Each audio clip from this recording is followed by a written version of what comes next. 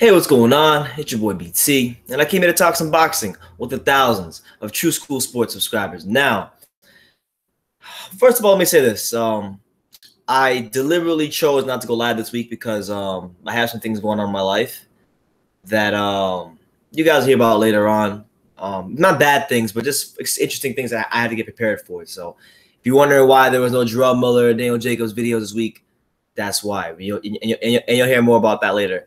As we go on. But, in the latest chapter in the Deontay Wilder, Anthony Joshua saga, Eddie Hearn did an interview with the Boxing Voice, a very heated interview with Nestor Gibbs of the Boxing Voice. And obviously, for those of us who are in the know who watch the Boxing Voice, I watch it.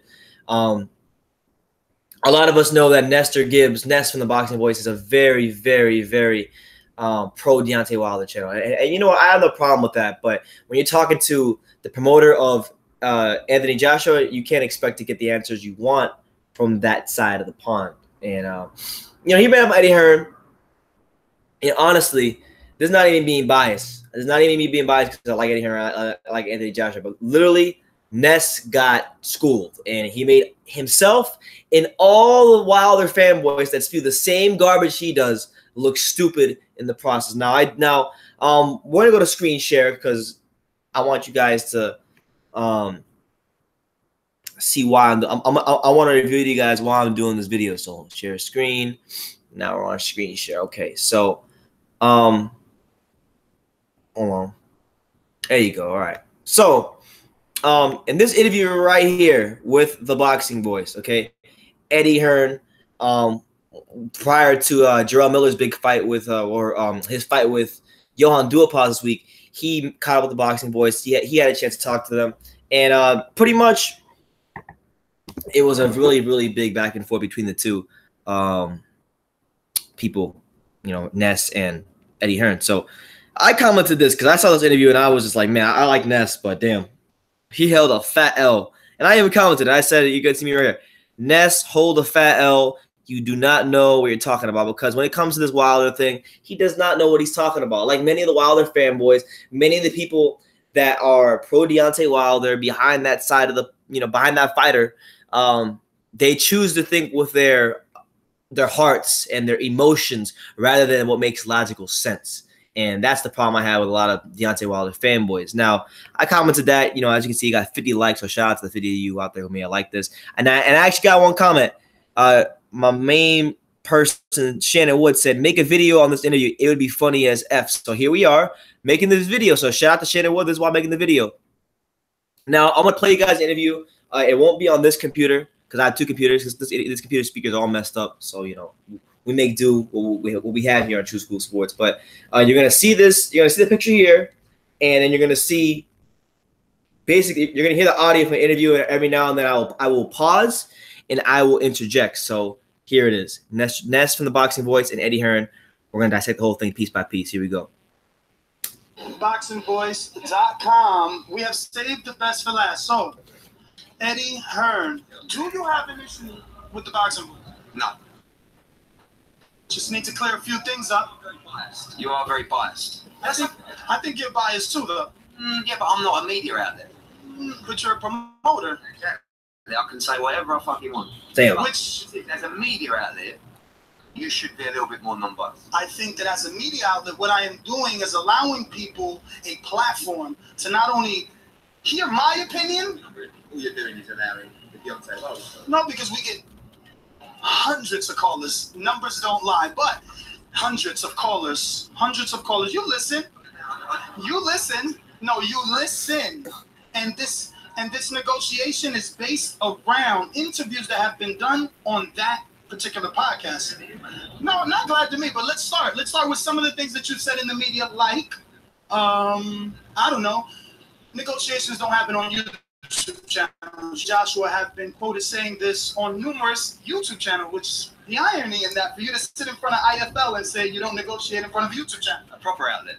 We don't negotiate. We don't talk about the in-depth term deals. But also, you've got to remember about IFL. They do big numbers. Huge numbers. Shout out to Coogan Cashes. That's good and gases. So we have to choose our outlets that we give out specific information to. What you do. All right, so before the interview continues, Eddie Hearn is right. You know, being someone that, you know, on a much smaller, on a small level in the Boxing Voice and iAlpha TV, you know, I've dealt with fighters and I have good relationships with a couple of fighters, and they've broken some information here on this channel, and he's right about that. Like, as a promoter and a fighter, you pretty much you have the choice of what information you want to give to which outlets, which is why you'll see like Floyd Mayweather give certain information to Fight Hype. You'll see Anthony Joshua give certain information to IFL TV. You'll see Deontay Wilder give information to the Boxing Voice. You'll see fighters like on this channel in the past, like Jarrell Miller, Adrian Granados, guys like that. They've given information to True School Sports. So Eddie Hearn is right in the sense that negotiations do not take place on YouTube channels. Yeah, they may say this, they might make vague statements here and there, but real negotiations, the kind of negotiations that gets contracts signed, that has you go through paperwork, that has you go through, you know, just the legal process that it takes to make fights happen, those things will happen on YouTube, and that's what Eddie Hearn is trying to get. So I just wanted to say that. You sit in front of a YouTube channel and discuss negotiations. Certainly not the intrinsic parts of the deal. Absolutely not. Have you not discussed the $12.5 million? We made that offer. Shirley Winkle went straight to the world. And then you gave your side on IFL, correct? When it was out in the public, by Shirley Winkle, correct. Absolutely, but regardless of who comes out to the media first, you're still doing the same thing. What part of negotiating a deal do you not understand? Where's the venue? Where's the money? What broadcast is it on? Let's talk about some of those things. How long have you known Al Heyman? 5 years? No. 4 or 5 years? In the time that you've known Al Heyman, has he ever gave you a bounce check? He's never given me one check. I don't know. Does he pay the bills? Is he the no, you tell me. No, you tell me. I can only ask you what I know. No. You asked me, has he bounced a check on me? Why would I'm asking. Why would Al Heyman pay me? I don't know, for deals you guys have done, maybe a fight? Haven't you have done? Yes. Why would he pay me? I don't know. I'm asking because you're questioning the $50 million, right? That is the narrative in the. Has Al Heyman ever bounced a check on me? Well, I guess what I wanted, the point I was trying to get across. No. The point I'm trying to get across is, do you trust him? And that is the point I'm trying to make. You've been doing business with Al Heyman for 5 years. I don't trust anyone without proof of funds. That's the answer. But I respect Al Heyman. All right, before Eddie Hearn carries on even more, that is one. I'm sorry, but we got to call a spade because these. I'm not. It's not like I'm just attacking Ness from the Boxing Voice. Personally, I actually do like Ness a lot. You know, before I even started covering boxing on YouTube, the Boxing Voice was a channel that I watched so frequently, and it was one of the channels that inspired me to actually start doing this. So much respect to Ness and the Boxing Voice. But let's call a spade on True School Sports. That is a dumbass question, Boxing Voice. A dumbass question for the simple fact that. It's a known fact, okay? If you really know how PBC works and PBC structure, you would know that Al Heyman doesn't put up his own money. PBC was funded not by Al Heyman himself, but he got the funding from a big hedge funding company known as Waddell and Reed. And then we also know that Al Heyman is a promoter. Al Heyman is basically just he basically has event coordinators and what I call henchmen, guys that, you know, who actually coordinate the events, but Al Heyman is using the Waddell and Reed money and the PBC banner in conjunction with the companies to make the fights happen so that he doesn't have to be seen in the public eye, but he's not really the one at the end of the day who is cutting the checks. He is simply just getting the money from Waddell and Reed and redistributing the money through his henchmen, i.e., you know, DeBella Entertainment, TGB Promotions, what's the other ones? You know, companies like that. You know, About Billions Promotions. You know, but mainly people like TGB Promotions and Lou DeBella, like companies like that. So it's a known fact that Al Heyman can't be even recognized as a promoter because here in America we have the Muhammad Ali Act, which was, you know, it was instituted in 1999. It was enacted in 2000. And that's basically where, you know, you can't, basically you cannot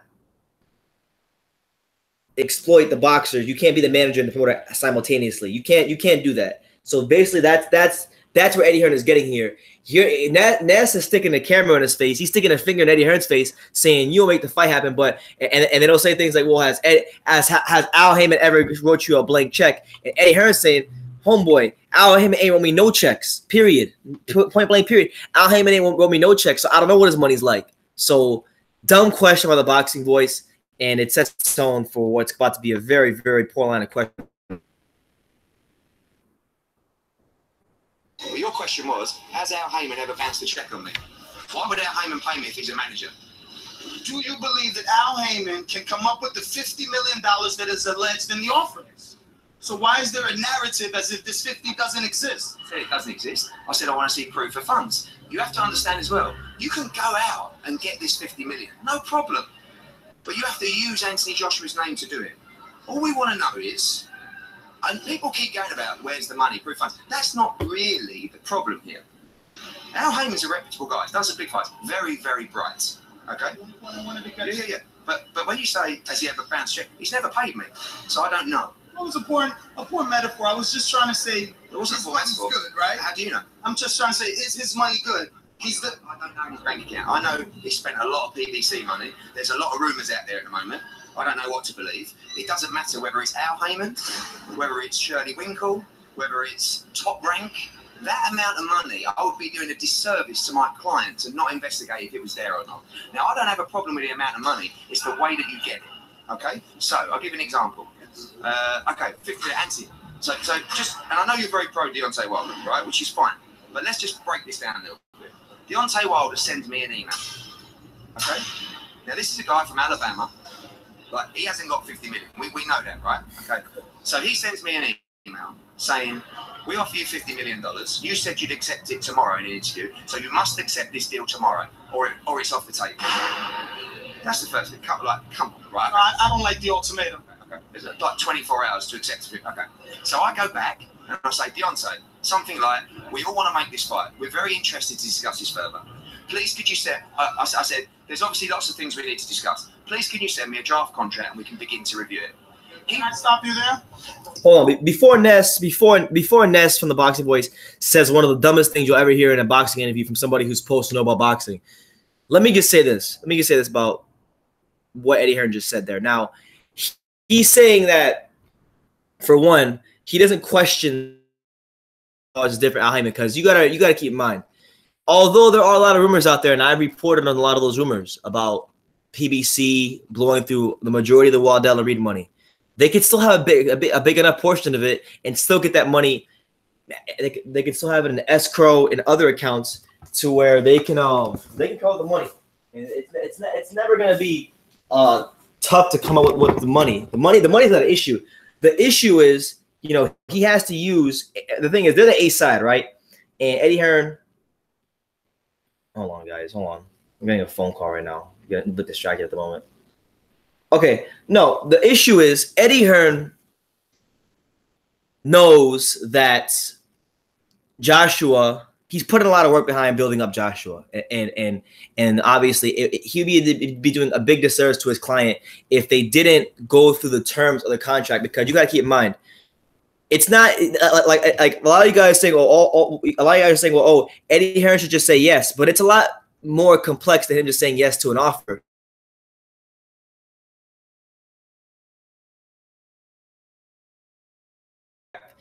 For this fight is simply because if they just took, let's just say they do what a lot of Wilder fanboys want them to do. Let's say they took the fight, and let's say Wilder's team is the one that dictates everything. They dictate the network. They dictate the arena. They dictate all that stuff. If he were to just say yes without going through the terms, and let's say the fight was on Fox or Showtime, right?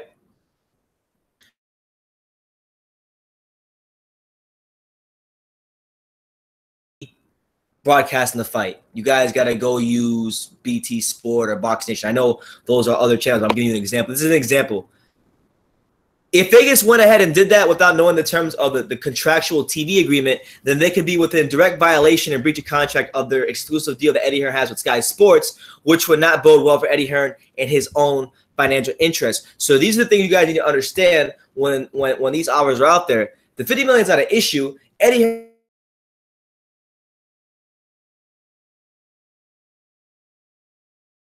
I want to see the venue. He just wants a clear framework of how he's getting that $50 million and what the terms and conditions are for that $50 million. Like, I know for a lot of people, you guys don't like to read terms and conditions, but this is his job. His job is to protect the best interest inside and definitely from a financial standpoint outside the ring of Anthony Joshua. Yes, I want to see the fight. You want to see the fight. We all want to see the fight, but the same.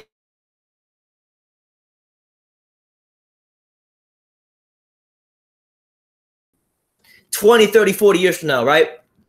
If Anthony Joshua is broke, you guys are going to say, well, man, he should have more money.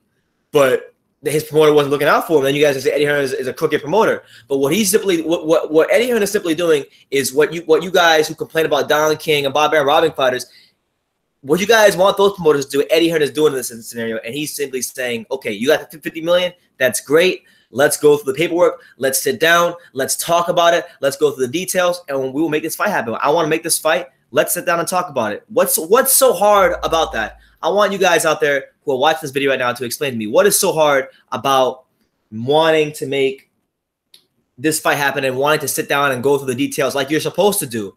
I mean, if you can't at least get on board with the fact that you think that Shelly Finkel, Al Heyman, whoever, you know, and Wilder's team should sit down with Eddie Hearn and at least go through the contractual details before they sign the fight. If you disagree with that, then that's where we're lost, and that's where I think you're letting your emotion overtake logical sense here. If someone said to you, if you worked for, let's say you worked for a bank, if you worked for a bank, right, and another bank said, you know, we're gonna pay you $10. Let's say you make $8 at working at Wells Fargo, but you can make $17 an hour working at Chase Bank, right? But Chase says you gotta take the $17 an hour off the bat, off top, right?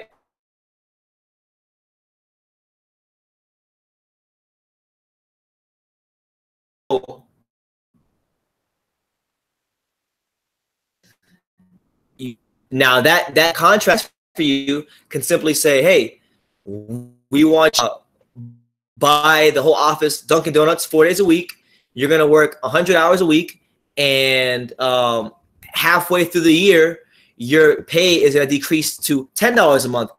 But the first 6 you'll make 17. They didn't end there until after you accepted the terms, but it was on you. It was your fault that you accepted the terms, and it's that kind of a situation. I'm relaying it to something more like in layman's terms and something maybe that you guys can relate to.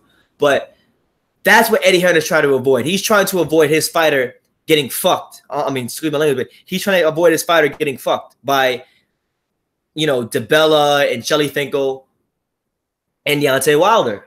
Now, my opinion is this. I think this is the BS contract offer that they made in the first place because of the simple fact that, look, he's going to fight Dominic Brazil. No doubts about it. He's fighting Dominic Brazil in August. They made like the WBC has mandated that fight. He's going to fight Brazil, and it's a fight that's going to have to take place. Joshua, meanwhile, he has Povetkin mandatory coming up. He also has you know, the Jarrell Miller possibility of the way, so he might have to take a voluntary. We don't know. But the fact of the matter is, it's a pseudo offer. It's a pseudo offer because we know that Wilder doesn't have the $50 million to put up. We all know that even if PBC does have money, we know PBC has been losing money because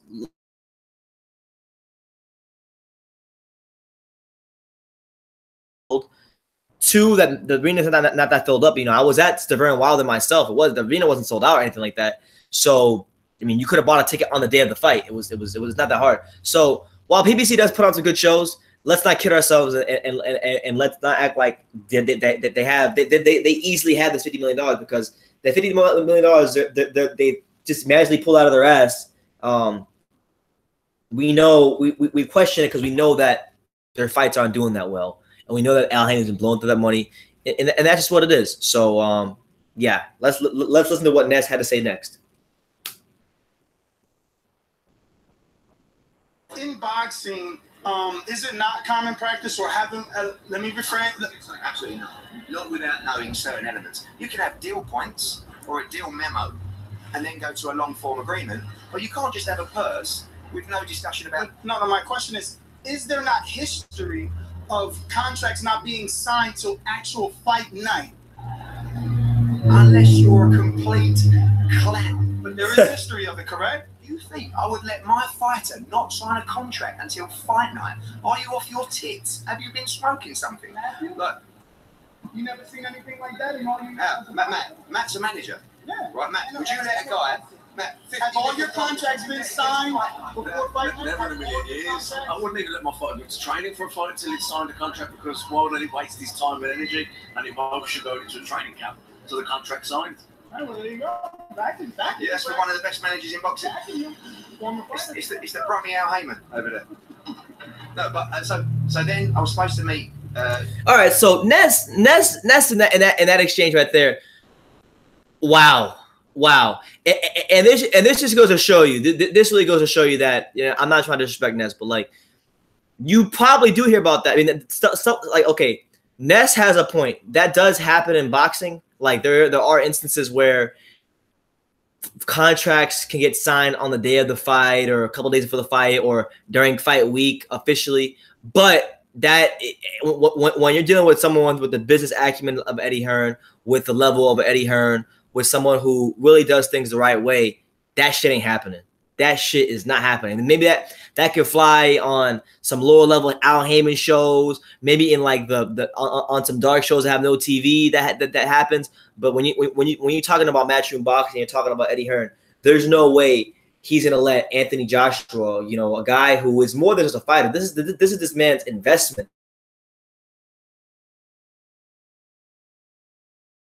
Go ahead and say, okay, you guys can have your terms and we'll just sign a contract on fight night. No, that's stupid, because then you're putting the fighter at risk for in more ways than one. He's already risking his life going into the ring to fight a dangerous fighter in Deontay Wilder. Then on top of that, he's gonna risk the risk of getting injured in training camp, and even more so the risk of not getting paid. And that's how that stuff happens. It's generally when promoters say, hey, we'll sign the contract the night of the fight,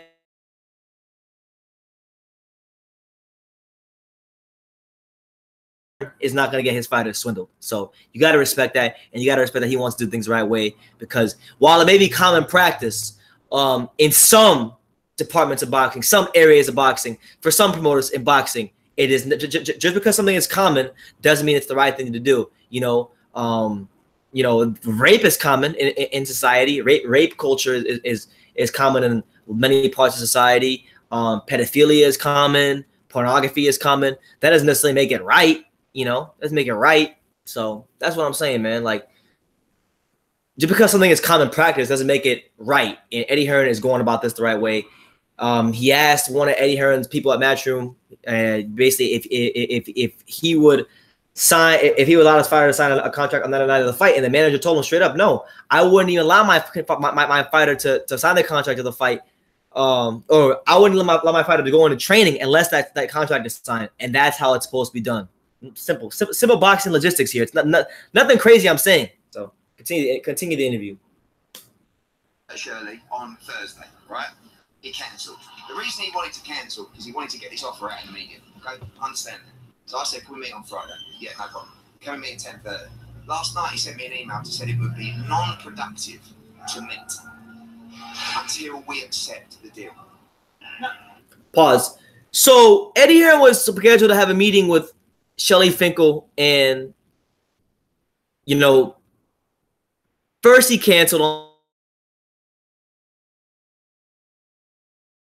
It would be not, and this is according to Eddie Hearn, it would be non-productive to have a meeting until you accept the offer.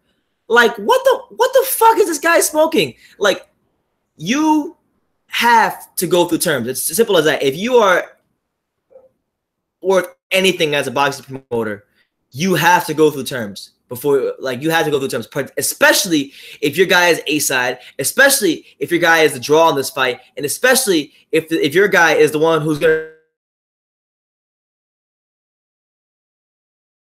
to. Finkel says that this is unproductive, or it would be unproductive to have a meeting with Eddie Hearn for a Joshua Wilder fight. It just shows that this offer for one, is bullshit, and it shows that they don't want this fight. Simple as that. You can say, you guys in the Wilder fanboys can get in the comments and say, oh, well, BT, True School Sports, you're just dick riding Anthony Joshua. You know, you're not an American. You don't support American fighters, all this bullshit like that. But I support the truth, and I'm content to tell the truth. And the truth of the matter is, Shelly Finkel doesn't want this fight. Deontay Wilder and his team made a pseudo offer, and that bullshit video Wilder made was so cringeworthy, so cringeworthy.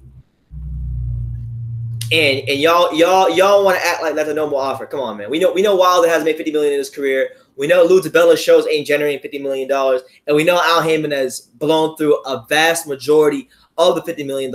And we do know that if they were to come up with any money, it would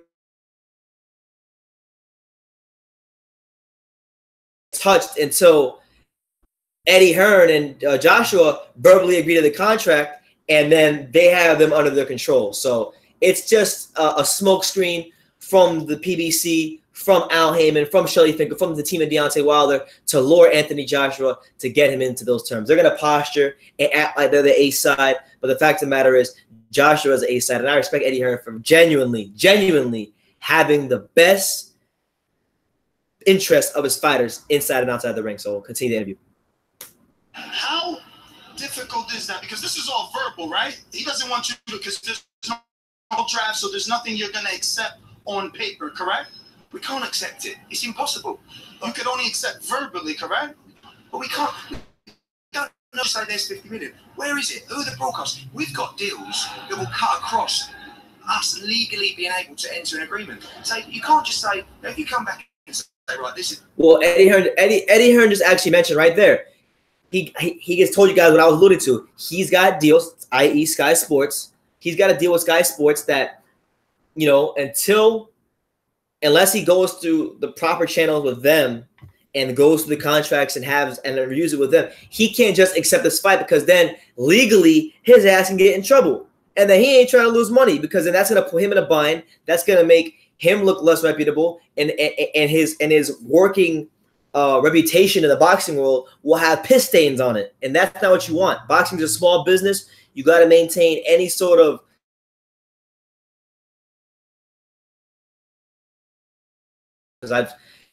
there's some people in the business that, I have good relationships with, and some that I don't have good relationships with that I've personally ruined myself. So you got to actually know, you got to keep your name as clean as possible in this game. And Eddie Hearn trying to do that, and he's trying to make sure that he don't get into legal trouble, because, like I said, he's got a Sky Sports contract, a exclusive TV rights deal with Sky Sports and Sky Box Office. So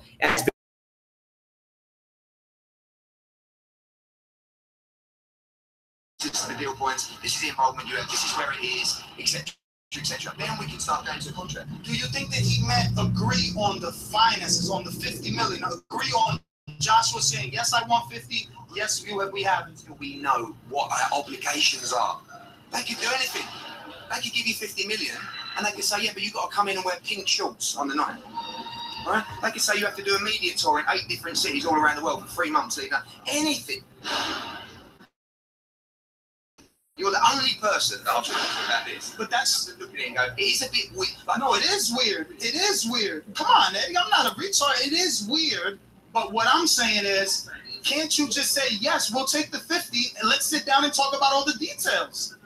The devil's in the detail. Just show us a contract. That's all. You think that's a lot to ask? I think it's a lot to ask before sitting down. Why can't you just go have coffee for the biggest fight in the fucking world? Dude. That's what we've asked to do. Do you not understand? My reply, thank you for your offer. We're very interested. Please send me a contract and let's meet to discuss it further. Am I losing my fucking head? Am I going mad? No, we won't meet you. No, we won't send you a contract. Yeah, okay, because you're saying they said, so say, yeah, we want the money, Shelly. Let's sit down and hammer out the details. We want 50 million, but we need to know the details before we accept. Okay, and now, $1 million offer, and on a previous interview, well, we both established that you believe Al Heyman, right? You know, but you don't not believe the money isn't there.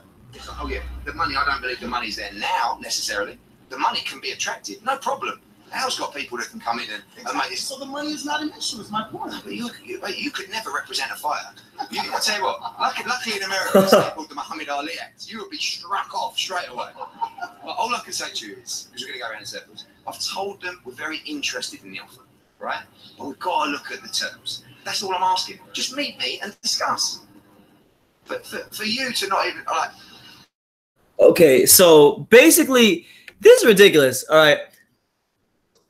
Ness thinks that Eddie Hearn should blindly just accept this deal, agree to all terms, all parties involved, you know, agree to everything they want without knowing the terms. That's dumb. That's dumb. That's dumb. I'm not at a loss of words. I'm legit at a loss of words. Like,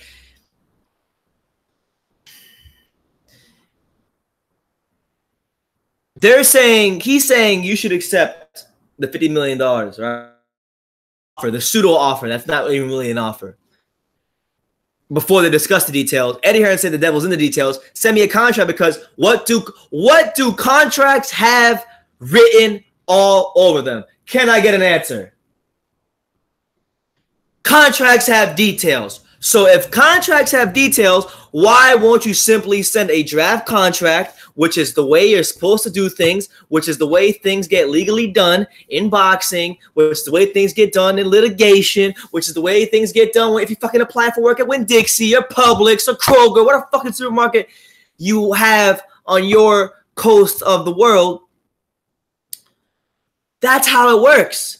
You're supposed to go through the details, go through the contract before you agree to any terms.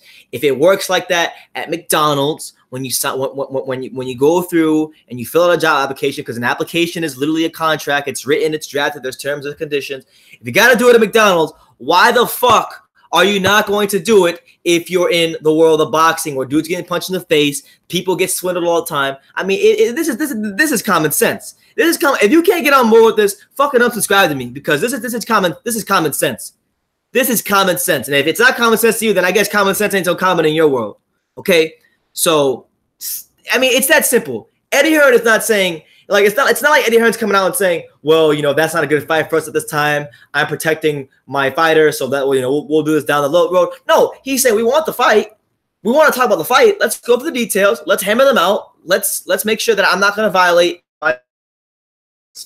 Let's make sure that you aren't going to violate any deals as well. Let's make sure that this is a fair offer for my fighter, who I put the work into to becoming one of the big stars in boxing. And let's make this fight happen. All he wants to do is sit down, talk about the details before he accepts the terms. But they want to accept the terms before knowing the details. What kind of shit is that? That's like ordering a pizza, but without even knowing there's tomato sauce on it or cheese. Come on now, it's common sense. But let's get back into this interview, man. No, I agree. There needs to be a meeting. I agree there needs to be a meeting. Excuse me? Why don't they want a meeting? They want to make sure that you agree to what Joshua said publicly, the $50 million. What are the terms? Because you know what? There was a time where you didn't believe that money existed in terms of for the fight, remember? I'm not sure it does. I'm not sure it does. It might do some punk, but I don't want to take. How does this heavyweight fight not do over 100 million heavyweight fights have done over? The money that can be generated for this fight, I could put on the bottom of my loops. Very nice. Loops. I was looking at those. But on a serious note, I know numbers like I know my own arse. So Lennox and Mike. So Mike, mate, you're talking about a fight that happened like 25, 30 years ago. Exactly, and we're in a better moment now. You are running it. You don't. I know. Pause. First of all, that's Hearn, the same Eddie Hearn who has turned a club fighter in Tony Bellew into a box office star in the UK, got that man in movies, sold out Goodison Park, turned him into a pay-per-view star there. The same Eddie Hearn who has pretty much been the main reason for Anthony Joshua creating the biggest spectacles in boxing at those soccer stadiums, who shattered the pay-per-view record in the UK, at least, of pay-per-views when Joshua Klitschko surpassed Mayweather Pacquiao and did 1.2 million pay-per-view buys.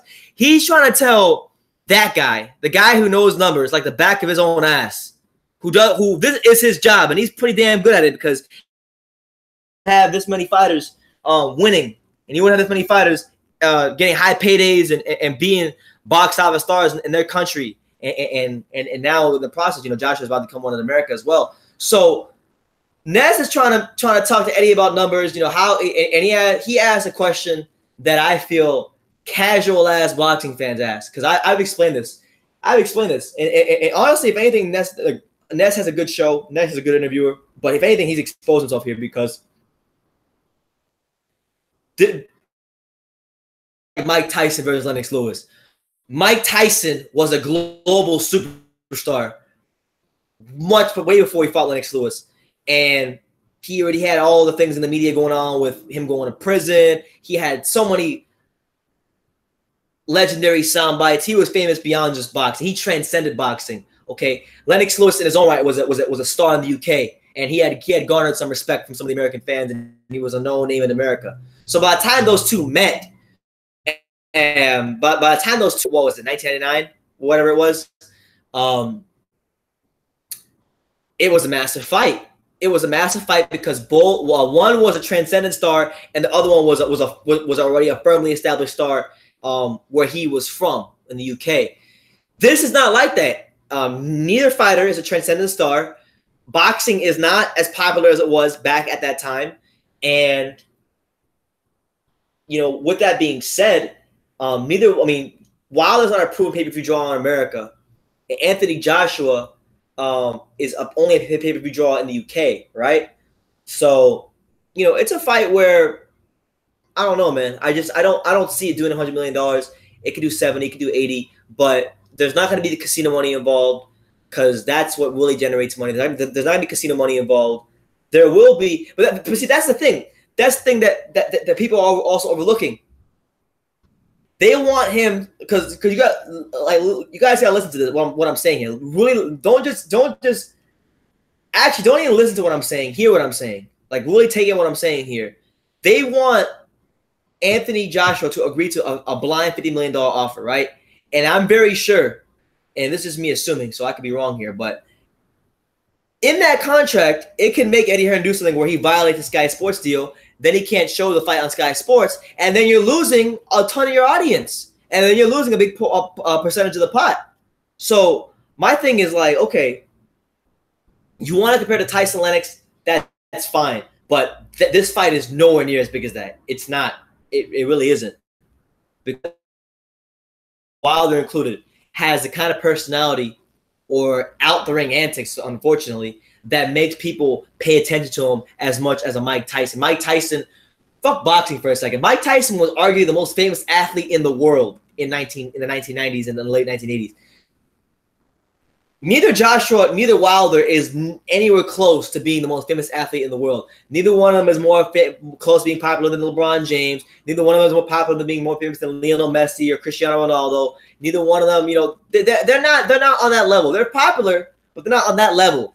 Okay, so when you're not on that level, this shit ain't doing 100 million views, $100 million dollars. Simple as that. Because to be at the $100 million level, you gotta create a spectacle. You gotta be like a Mike Tyson, a Floyd Mayweather, and neither one of those guys had that sort of name recognition or name value yet. And that's where Eddie Hearn is like. Eddie Hearn's pretty much saying, look, Ness is saying boxing is booming, which it is in some regards, but it's booming to people within the realms of boxing. It hasn't transcended out there into the public, into the people who don't watch boxing. Like, I can't go hit up some of my homies and say, hey, do you know who Deontay Wilder is? They're gonna say, no, who the fuck is that guy? Same thing with Anthony Joshua. They're not gonna know who that is. So with that being said, this fight is nowhere near as big as Lennox versus Tyson. So for Ness to compare that fight to this fight, it's utterly absurd. And let's just continue with the interview and let's see what other absurd things Ness says.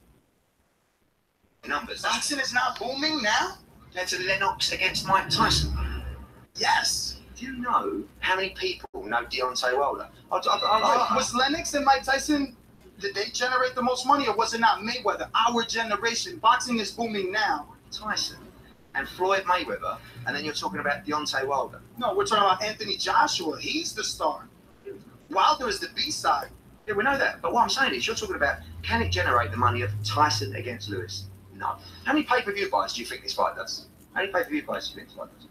I mean, I would rather it take place in the UK. I'm honest. Listen, I agree with a lot of the things you say. money for the fight here. It's marginal, but there is. Okay. How many pay? You're saying it does well over 100 million in revenue for the fighters. How many pay-per-view buys does it do? I mean, if Canelo Triple G, you're talking about a guy that doesn't speak English. Neither one of them. No. You can put your hands on your face all you want. Dude, we're talking a heavyweight division. I say at least $1 million. At least. You know it does. All right, Ness is off of his rocker. Okay. Oh my God. Okay, so let's backtrack here for a second.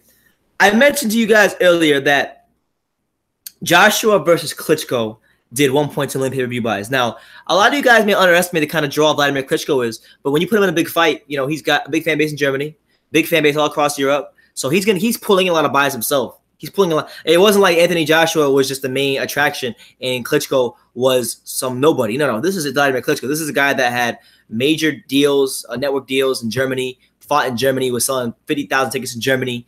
So he was pulling in. He was definitely pulling in some pay-per-view buys across all of Europe, whether it be in Germany, Ukraine, Russia. He was pulling the numbers. And Anthony Joshua, with what Eddie Hearn had done with them to that point, was definitely a big enough star as well for them to combine and draw 1 million pay-per-view buys. Now, the audio in this interview isn't really good, but Eddie Hearn acknowledged in the interview, he did say that Anthony Joshua is not a star in America. He's not a star here in America. And that's him being very realistic. He's not a star here. Wilder's not even a star here. Wilder's probably not even that big of a star in the UK. I mean, to the UK boxing fans, they know who he is, but he's not a star there. Joshua's the only scenario where someone is a star here is when it's Joshua in the UK. So when you have the fact that when you factor that in, you know, that Wilder is going to be pulling in a good steady amount of pay-per-view buys that Vladimir Klitschko was, it's gonna even though it's in terms of maybe accomplishment, it's bigger. It's not a bigger fight in terms of pay-per-view sales, and that's what Eddie Hearn is trying to get to with Ness. And that's what it is, man. Boxing was different back then when Lennox fought Tyson. And those guys they were draws in each other's opposing countries. Like Mike Tyson, global phenomenon, would sell anywhere at that time. So yeah, continue with the interview. Dimitri Salita, who's also Jarrell Miller's promoter, decides to butt in, and he gives his own take. So here's what Dimitri Salita had to say as well, along with Eddie Hearn. For HBO 12 times before we fought. So do we have to be able to build that fight? And I mean, Gennady was doing 170 until he got with the right dance partner. Dance partners mean something. You know it. Ness is right. Dance partners mean something, but dance partners only mean something in contextually, like in terms of like they only mean something when the fighter is at least somewhat established. Now, you can make the straw man argument of, okay, Gennady Golovkin fought David Lemieux, and he only did, 170,000 pay-per-view buys, and he fought Canelo, and I think they did, I don't remember, 800,000, 900, I don't know what it was, but they did a lot of pay-per-view buys. Dance partners do mean something, and this fight will do good numbers, but it's not going to do 1 million pay-per-view buys because Joshua is not a star here in America, and Wilder is not that big of a star in the UK. Eddie Hearn wanted to build this fight towards being a $100 million fight. He wants to have Joshua fight here in America. He wanted Wilder to fight Dillian White in the UK, but unfortunately, Wilder refused his part, and Joshua may not even get the chance to fight in America because he might have to take the Povetkin mandatory unless he asks for an exemption and gets said exemption so he can fight Jarrell Miller here on August 25th because that was the date we were hearing that the Barclays Center was reserving for Eddie Hearn for Anthony Joshua to make his debut. So there's a lot of factors here, but it's not a $100 million fight because of the fact that Wilder is not even a proven – forget pay-per-view. He's barely proven as far as a TV draw. He's not even proven as a TV draw, really, in America like that.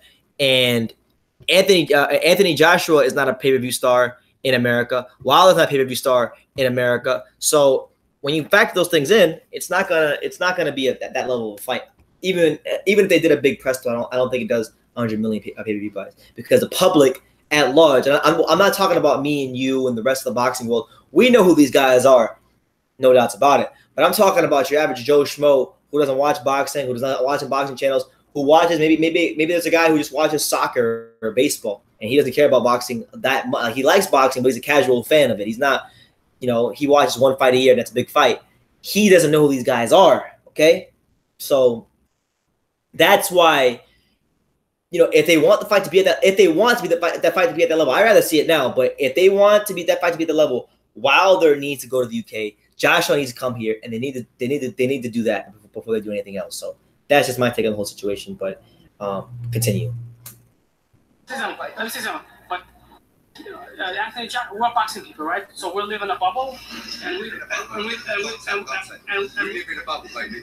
Go on that side, Dimitri. Go on that side. It's called the Deontay bubble. It's like no, it's called the "Let's make this fight happen" bubble. You live in the promoter's bubble. I want Anthony Joshua to fight as many times as possible, make as much money as possible before things get ugly for him. That's what you want. It's your job. You're supposed to protect your fighter. The undisputed heavyweight championship one. Anyway, going back to the point is, you're telling me how many pay-per-view buys it is. I'm not going to tell you about your boxing channel or how many views it does, because that's not what I do. You're the expert there. You leave it to the experts. We want the fight. We requested me. We requested paperwork. I have much love for you. I'm very grateful that he does 1 million buys. Thank you very much for that. If you can just guarantee those 1 million buys to me, I'll be over the moon. And we'll go from there, and we'll be on the show soon. You sure you're going to be on the show? Because you got a lot of fans thinking that you... All right, so back to what Dimitri Salita said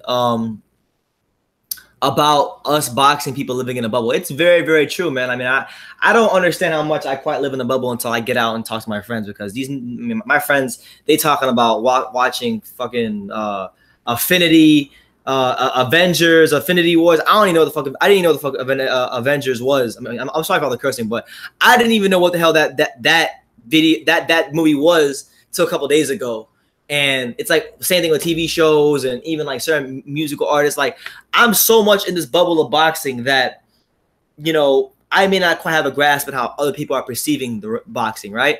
But I understand. I can recognize that. That's what Ness is feeling to recognize. Yes, boxing is booming. There's been great fights. Wilder's put it on great shows at the Barclays Center. Joshua's making great spectacles in the UK. But the average Joe in the public, in the American public, and even in some cases in the UK public, they don't know who these guys are like that yet. And that's why this fight's not doing $100 million. And that's what Dimitri Salita was trying to explain to Ness, that, like, as boxing people, whether they be a media member, a boxer, a manager, a promoter, a fighter yourself, you know, we can live in a bubble because we love the sport. It's all we know. So we put a lot into, you know, we put a lot into just like making sure we're doing our jobs here in the world of boxing. And, you know, it can make us lose our grasp on reality and how people perceive said fighters in boxing. So a good point there by Dimitri. Continue. You don't like us anymore because we sabotaged you on that call. Can you clear that up for them? Did I sabotage you? That's what you did. I liked what you did. I got the pot moved. I got everything stirred. You got Deontay, you got Shirley, and then you got me on all at once. Don't forget Tyson. Yeah, Tyson for you. You done well. The biggest American pay-per-view fight is Jordan Miller versus Anthony Joshua. See, now that's why he said it didn't make 1 million buys, ladies and gentlemen. I don't know. He'd rather have Baby Miller in there. I get it. The face of the Broncos said he's from Alabama. You know what I mean? How many people from Alabama? I'll ask you a question. Yes. How many tickets did Deontay Wilder sell? I'll ask you a better question. How many tickets did Daniel Jacobs sell here under your promotion? Exactly. How many did they sell here last week? 14,000. No, what happened? I thought you had a plan for Jacobs. What's the raise? First of all, that's a shitty point. Okay, so Eddie asks Ness, what basically, like, what as far as tickets sold, what did Wilder do versus Ortiz, right? Because it wasn't a high number for a fight of that magnitude, right? Ness then counters that point by making a point of his own, saying how much tickets did they do here last week, and he's referring to the Adrian Broner, Jesse Vargas card, which also features Charlo and Gervonta Davis, a stacked card with guys who draw, and he's using that as a point of reference as to, you know, what Eddie Hearn said in regards to Wilder, which I think is a bad point because it's separate fighters, it's a stacked ass card, and this is about Wilder Joshua, not fucking Broner Davis, Broner Vargas. So terrible point there by Ness, but continue. Selling less tickets than when he was with Al Heyman in this very. Oh, side point. Daniel Jacobs. One thing Eddie Hearn forgot to correct Ness on this, and Ness did this on purpose. One thing that they failed to note was the fact that Daniel Jacobs' first fight in New York City with Eddie Hearn under Eddie Hearn. They fought in Long Island. Now, for those of you who have been to New York, Long Island is one of the boroughs in New York, but it's not like it's not the big city. It's not the big city. And they fought at the Nassau Coliseum, and he fought Luis Arias. So he didn't have a dance part that was a big name, and it was in Long Island. So really, if you want to be objective here, like you could really say that like the show this weekend with Eddie Hearn was his real first show in New York because he was actually in Brooklyn. It was in one of the big cities. You know, yeah, it was in one of the top venues in New York, Nassau Coliseum. You know, nice people there. You know, big shout out to the Nassau Coliseum, but it's not one of the top venues in New York as far as, and it's not in any of the big cities. So with that being said, that point there, you can say he's selling less tickets under Eddie Hearn than Al Heyman, but at the same time, it's okay. He's headlining his show. So he's headlined 2 cards now, getting good HBO time as the main attraction. So it's being focused and centered around him, and he's able to build his platform, which I think is what any fighter would want. And he seems to be according to Eddie Hearn, maybe make more money. So shout out to him. And he finally got to fight in Brooklyn. And from what I noticed on the TV screen, I haven't looked at the numbers. I'll go look at them later, but it looked like a better crowd than what I saw when he fought at the Nassau Coliseum. So, yeah, bad point there by Ness, because if you're gonna counter his point about Deontay Wilder, use a point about Anthony Joshua, because that's who this is about. So, continue. Building. Make fight. Which fight? What you mean? Where did he sell more tickets? Peter Quillen? Oh, what? 2 Brooklyn nights. Peter Quillen. No, you asked me which fight. I gave you facts. Oh. Peter Quillen versus Daniel Jacobs didn't sell more tickets than this fight? Peter Quillen versus Daniel Jacobs sell more tickets than that. And let's not forget Selecki is Poland, so this is New York City. He's supposed to have a backing. You're right again. Daniel Jacobs against Quillen is a much smaller fight than Daniel Jacobs against Selecki. No. Selecki is a smaller fight, absolutely. They've done less tickets. Well done, son. But you're supposed to be raising his profile. We're doing that. We're making him a lot of money. A lot more money than he was making under our hand. And that's what it always falls for the A side. Money. It's about fighting and legacy. Speak to a fighter. Right? Because you don't fight. Ask these guys. Because I represent the fans. I'm the voice of the people. You represent your ego. Ask the fighters what. Damn, you represent your ego. Eddie Hearn put that boy in check. He put Ness in check. Dude, that was some arrogant ass shit Ness just said out the side of his mouth. He said, I'm the voice of the people. I represent the people. Bullshit. You do not represent the people. Now, I'm not going to shit on the Boxing Voice. I like the Boxing Voice. I'm subscribed to the Boxing Voice. I watch Boxing Voice interviews. But that's a bad generalization to say that you represent the voice of the boxing fans, because I can say myself, I sure as hell don't represent the voice of the people. I speak my mind. When I go into interviews, and you guys can go watch those interviews. For the most part, I try to do my best at being objective. And I'm still when I get those interviews with fighters I really don't like. You're gonna see guys how objective I am in those interviews. But with that being said, man, like voice of the people. No, you represent your ego, and I don't know. I don't know nothing like that. So that's not my place to say whether he does represent his ego or not. But what I will say is, it's just no. He's saying he's making a lot more money, and Ness is complaining, well, that's all it comes down to for the A side is money. Well, fuck yeah, it comes down to money, because guess what? When the lights turn off, and the Boxing Voice and True School Sports and IFL TV and Fight Hype and Behind the Gloves and all these channels aren't covering these fighters as much as they were when they were fighting, guess what? Life is still going to go on without them. They're going to get old. They're going to have bills. They're going to have things that they need to take care of. So you're damn right. Being a fighter, it's a very small window. So in that window, it's your job to maximize your earning potential. And if you can't maximize your earning potential, then what are you doing? It's called prize fighting. All right? So that's what it is, man. So Ness, you got checked, man. You're not the voice of people. I'm not the voice of people. We're just people who cover boxing, who are here to do our jobs, and we have to be good ambassadors for the sport. Okay? Now, the Boxing Voice, I give them credit. I don't agree with everything the Boxing Voice does. I thought the Deontay Wilder documentaries was more like propaganda, to be honest with you. But I think Ness and the Boxing Voice, generally speaking, do a great job of being good ambassadors for the sport of boxing. So we'll continue going, and yeah, let's conclude the interview because we're almost done here. What they want. Ask the fighters what they want. They want money, and they want a promoter to deflect for them so that they don't look bad in the public, and the public perception doesn't make them look bad. Fighters, huh? You're really attacking fighters. No. I'm You're always attacking the deflecting. promoter. I'm attacking a promoter that doesn't want to make this fight happen. We want this fight, Deontay versus Anthony Joshua. Why aren't they meeting us? Why aren't they sending any paperwork? You're so far up his arse, you're deluded. It's unbelievable. You can't get past the fact they won't meet, they won't send paperwork. As a fighter, and I kind of being on both sides of the business, sometimes you read the press and you think that certain things are happening, but then behind the scenes is a whole different type of picture. So we really don't know what is happening behind the scenes. No, he does. So you can't just discount what he's saying because he's in it. And Hey, thank you so much, brother.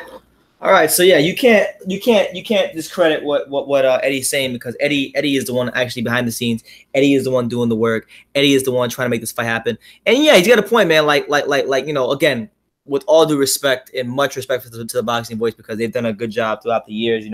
The Boxing Voice had Sean Zattel, who's one of my best friends in all of boxing. I talk to Sean regularly. He's now working for Fight Hype. And I love Sean, So the Boxing Voice is is a good channel. It's a good channel. It was one of the channels that made me want to start covering boxing. And with that being said, man, he's got a point. Eddie Hearn has got a dead on point. He's got his head so far up Deontay Wilder's ass, but that he can't get past the very simple, very elementary facts that Shelly Finkel, Deontay Wilder's team, do not want to sit down with Eddie Hearn to hammer out the details. And I think if you're having a hard time getting past that fact, then you're going to have a hard time with everything because it's really just that simple. And with all that being said, man, first of all, I like Ness. I like what he's done in boxing, but this has to be his worst interview of all time. Worst. I mean, it was entertaining. I give him that. The back and forth was entertaining. That was fun. But in terms of the question he asked, the line of questioning, how he was going about questioning Eddie Hearn, I just found it to be really bad, honestly. Just bad and biased. And people want to say I'm biased, but this is really bad. So Nash, you gotta hold the L on this one. Yeah, it's publicity. Yeah, people are talking about you, but I mean, if you can't see the simplistic fact that they don't want to sit down to hammer out the details of Eddie Hearn before he accepts the offer, and you want to side with them on that, then I can't respect you, Ness, in this situation. And I can't respect anybody. Forget Ness. I can't respect any Wilder fanboy who wants to sit there with their Crimson Tide pom-poms and just say that it's okay for them to throw out a bullshit offer that Anthony Joshua and Eddie Hearn have to accept blindly as the A side before they even hammer out any details. Fuck out of here. That's not how it works. That's not how this works, okay? That's not how proper business should be done. You want to be shady, you want to be, if you want to be shady and whatnot, go ahead, do that. But, Eddie Hearn strikes me as someone that's at least somewhat of a in boxing standards, he is somewhat of a good businessman, someone who likes to do things the right way, paperwork, contracts, details, and he's made it clear. He never said I'm ducking you guys. He said just send me a draft contract and we will make this fight happen next. And it's Wilder's team stalling that from happening. So for all you LDBC channels out there, for everybody out there in La La Land and the land of make believe, just basically you're in the land of not being able to take Deontay Wilder's, pom-poms off. I was going to say something real messed up, but if you can't do that, then you're going to have a hard time really understanding what's going on. And I feel really bad forget the LDBC for a second, but I just feel bad for anybody who's a deluded Wilder fanboy, because you guys will say I'm a deluded Joshua fan, but the deluded Wilder fanboys who can't seem to get past just like the fact that Anthony Joshua is the A side, that Eddie Hearn and him can dictate from a position of strength, that they control the assets. And if Al Heyman and Shelly Finkel want to try to control the assets, that's fine. But guess what? Whether you control the assets or not, whoever is controlling the assets has to disclose the terms. That's the way it's supposed to be done at this level of boxing. Now, if you're talking about your average club show that's happening in a fucking YMCA where a fighter's getting paid $50 to fight in the main event, then that's albeit contracts don't mean anything. When you're talking about Sky Sports being involved, potentially the Barclays Center, Wembley Stadium, big, massive arenas, companies, enterprises involved, you got to have your paperwork in order. You got to have your shit together. You got to do things the right way. And that's just how I see it, man. So that's what it is. Want to get this video out there on that. I'll have more videos coming out on the fights from this past weekend because I didn't do any streams, didn't do any videos because I just have a lot of stuff going on right now. But yeah, let me know what you guys think in the comments down below. I publicly challenge any Wilder fan in the comments to correct me. Correct me. I'll challenge you guys, okay? Correct me in the comments. And like I say in every video, you can love me or you can hate me, but I'm just kidding. So until next time, take care, guys.